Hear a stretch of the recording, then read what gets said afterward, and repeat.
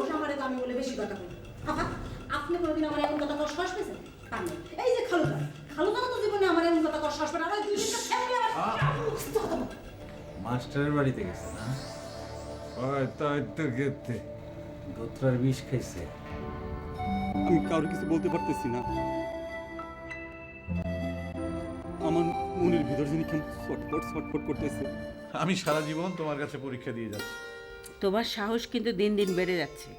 তা একটু বেড়েছে, আবার তোমার রাগও একটু কমেছে।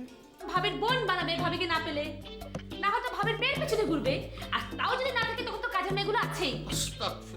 চুপ।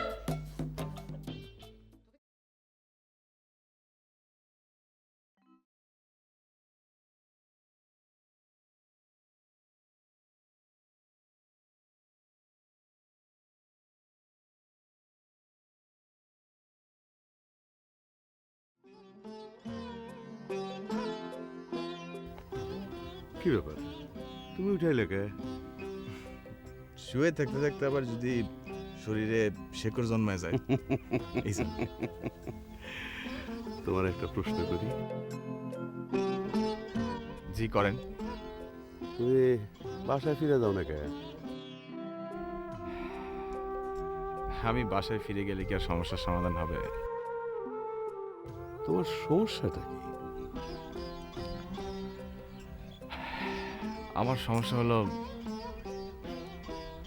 মানুষ হয়ে জন্মাইছি ঠিকই, কিন্তু মানুষ হওয়ার সার্থকতা বুঝি না, মানুষ চিনি না।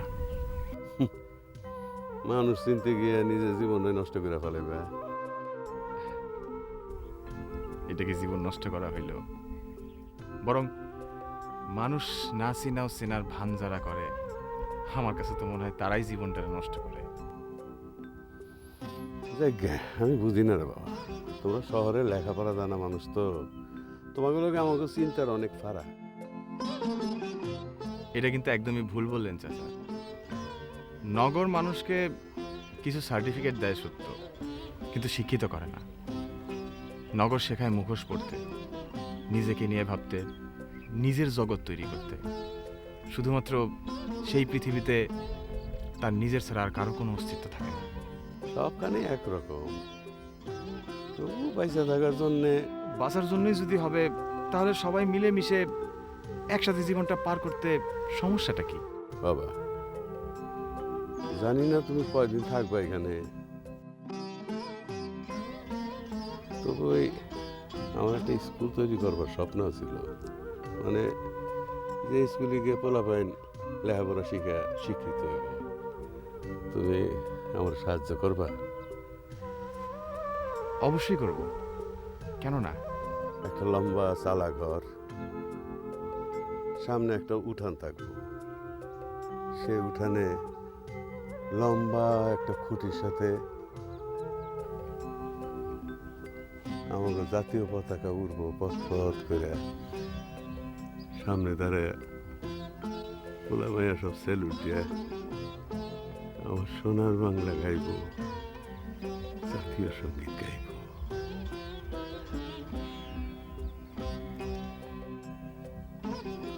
অবশ্যই হবে। আচ্ছা বাবু, তুমি সুযোগ পেলে গাছ উড়ো কেন? আরে আগের জন্মে তো পেট নিছিলাম বইলা। পেট দেখে তোমার মতো এত সুন্দর থাকে? পেট নিলেই তো সুন্দর হয়। কেন জানোস? কেন? সুন্দর বইলা মানুষ বুঝতেই পারবো না হেরা পেট নি। আর মাইশের বেলা? মানুষের বেলায়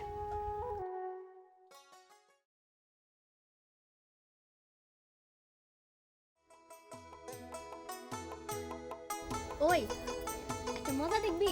কি? চল সুক্কা মেরে ভয় দেখাই। ঠিক আছে, চল।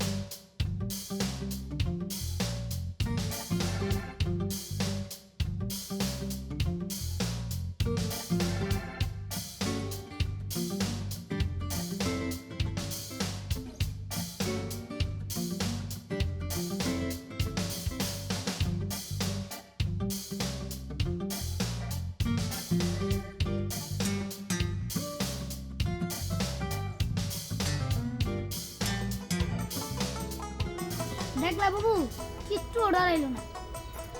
ভয় পাইবো কেমনে? ও নিজেই তো একটা সাক্ষাৎ শয়তান। আই তোর বাড়ি জায়গা চল।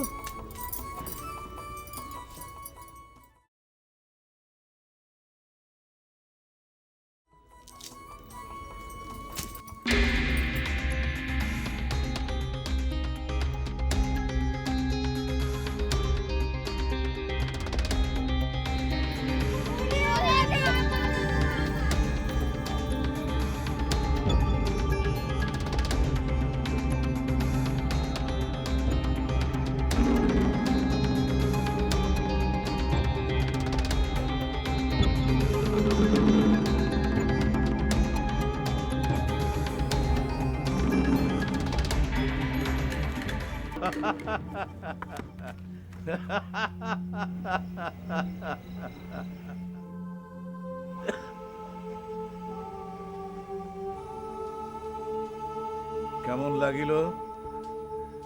অভ্যাসের ব্যাপার।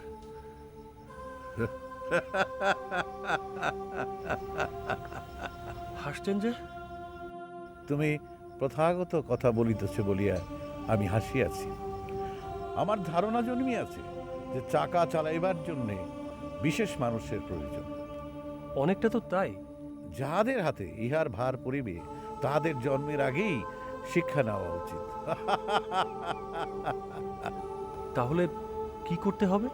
কিছুই না, চাকা তাহার আপন পথে চলিবে, তাহার তৈয়ার করা পথেই চলিবে। কিন্তু কিন্তু কিন্তু সেই পথ যদি কেউ প্রশস্ত বা সংকীর্ণ করিয়া তোলে, তাহলে চাকা আর সরল পথে যাইতে পারে না, টলমল করিতে থাকে। তাহলে কি আমরা এখন টলমলো চাকার উপরে চলছি? তা তো বটেই। বিভিন্ন সময় বিভিন্ন মতের চাকা পথের উপর পথ তৈয়ার করিয়া দিয়েছে, তাহাতে পথ প্রশস্ত হইয়াছে, কিন্তু পথ গন্তব্য হইয়াছে। আবার ফিরিয়া আসিলে? ফিরিয়া আসিব কেন? আমি আমার গন্তব্য খুঁজিতেছি। বৎস, তুমি কি আমার সহিত কিছুটা পথ আসিতে পারিবে? যাহারা পথ তৈয়ার করে তাহাদের জন্যই আমাদের আজ এই অবস্থা। ভাবিয়াছিলেন প্রতিবার যদি ফিরিয়া আসিতে হয় এক জায়গায়, তাহলে কেমন লাগে? ভাবেন নাই। ভাবিবেন কি করিয়া? নতুন পথ তৈয়ার করিয়া মানুষকে আরো গোলক ধাঁধার মধ্যে ছাড়িয়া দেওয়া হয়। এই একবার বলিয়া দিলে কি হয়? বলিতে পারেন না গন্তব্য কোথায়? খবরদার, আর পথ তৈয়ার করিবেন না, একবারও না। অনেক ঘুরিয়াছি, আর ঘুরিতে চাহি না। অনেক দেখিয়াছি, আর দেখিতে চাহি না।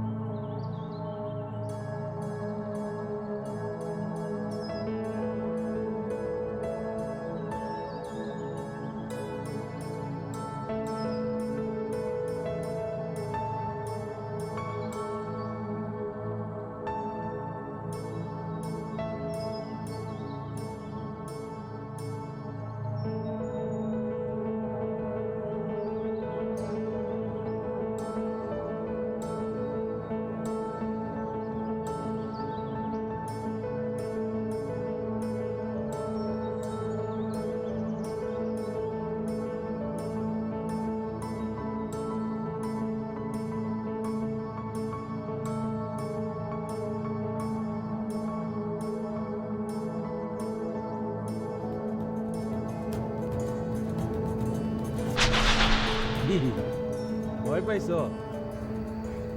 না মানে এই সময় আপনাকে এখানে ঠিক আশা করিনি।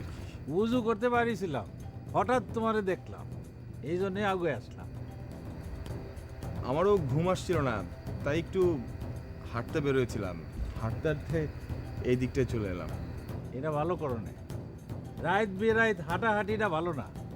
যাক, তারপরে যখন আইসা পড়ছো পরে চলো, নামাজটা শেষ কইরা একসাথে নাস্তা করো। না, ঠিক আছে, আসি। আসসালামু আলাইকুম।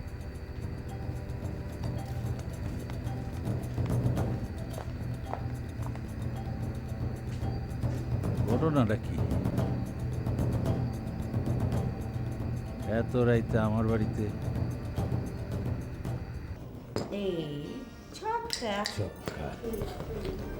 1 2 3 4 5 ছক্কা, 3 হ্যাঁ 3 দেখি 1 2 3 সাপ। সাপের মুখে পড়ে গেল। সারাটা জীবনে সাপে আমার গুটি খেয়ে গেল।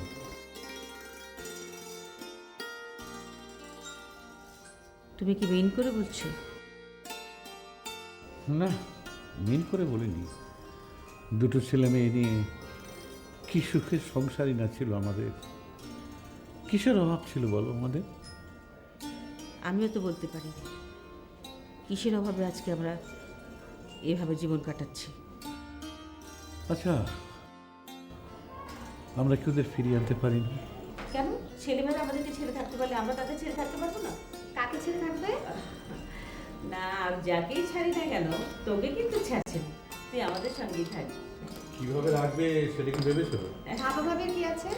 এতদিন যেভাবে আছি সেভাবেই থাকবো। আমি একটু আসছি। চল আসো, আমি এই নে। কে দিচ্ছিল? আচ্ছা ঠিক আছে, নতুন করে খেলি। কে দিচ্ছিল? না, দিচ্ছে কোথায়? চলো মারি। বিসমিল্লাহ। হ্যালো বাবা, হ্যালো মা। তোমার কি মনে আছে আজকে কয় তারিখ? কেন, কি হয়েছে? এই যে, আমি জানতাম তুমি ভুলে গেছো। আমরা তো বাড়িগুলোকে জানিয়ে দিয়েছি। এখন যদি তোমার বাড়িতে উঠতে না পারি তাহলে তো আমাদেরকে গাছতলায় থাকতে হবে। আচ্ছা আচ্ছা, ঠিক আছে, আমি তোর মাকে বলছি। বাবা, তোমাকে আমি 1 ঘন্টা সময় দিলাম। এর মধ্যে তুমি ডিসিশন নিয়ে আমাকে ইয়েস অথবা নো জানাবে, ঠিক আছে? বাই। যেমন মা তেমনি মেয়ে। খালু, আপনি কি খালাম্মারে কিছু বললেন? হ্যাঁ? কি বললেন খালাম্মারে? না না না না, কিছু না। সে কখন থেকে চুল আঁচড়ে যাচ্ছ?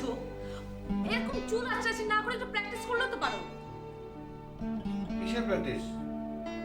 কথা, দাড়ি মোছ লাগিয়ে কথা বলা, সালাম দেওয়া। Very good idea.